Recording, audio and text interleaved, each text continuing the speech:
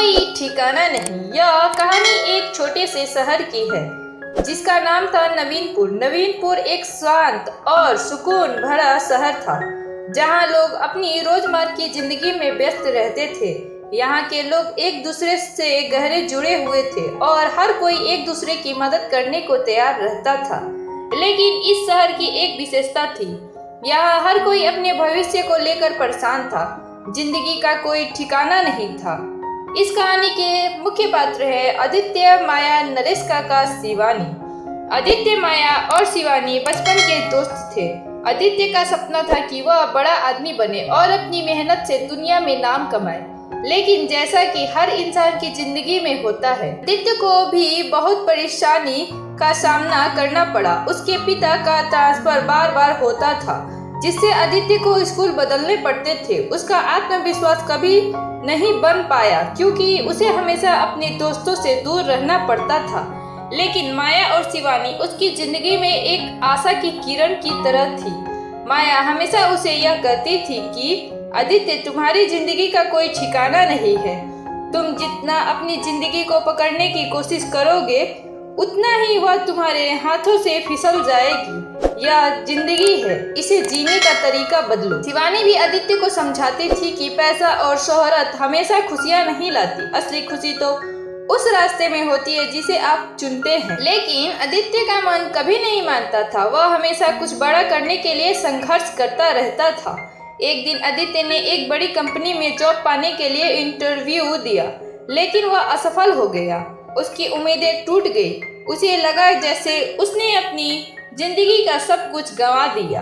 आदित्य जब उदास और निराश था तभी उसने अपने पुराने दोस्त नरेश काका से मुलाकात की। नरेश काका, जो अब वृद्ध हो चुके थे, हमेशा जीवन को एक शांत दृष्टिकोण से देखते थे। आदित्य ने काका से अपनी परेशानी साझा की। काका, मुझे समझ नहीं आता कि मुझे क्या करना चाहिए।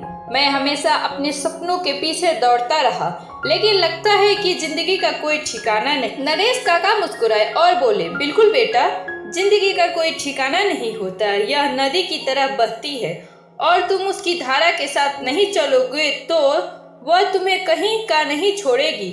जिंदगी में खुश रहने का राज यही है कि तुम अपने लक्ष्य को पाकर खुश नहीं रहोगे, बल्कि रास्ते पर चलते हुए खुश रहोगे। नरेश काका ने आदित्य को अपनी जिंदगी का एक किस्सा सुनाया।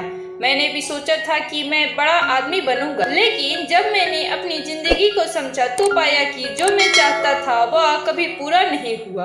मैंने एक छोटे से गांव में अपना घर बसाया, खेती करने लगा और लोगों की मदद करने लगा। अब मुझे यह महसूस होता है कि असली सुख सिर्फ किसी बड़े लक्ष्य को प्राप्त करने में नहीं, बल्कि अपने वर्तमान में संतुष्ट रहने में है। आदित्य ने काका की बातों को ध्यान से सुना और उसके मन में एक सवाल उभरा, क्या मुझे अपने सपनों को छोड़ देना चाहिए? काका ने मुस्कुराते हुए जवाब दिया, नहीं बेटा, अपने सपनों का पीछा करना जरूरी है, लेकिन उस रास्ते में तुम जो सीखते हो वही असली खजाना है। आदित्य के मन में बहुत सी बातें चल रही थी।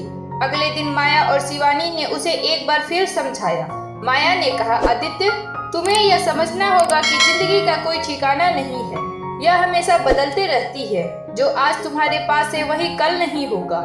यह सिर्फ तुम्हारा नजरिया है जो तुम्हारी दुनिया बनाता है।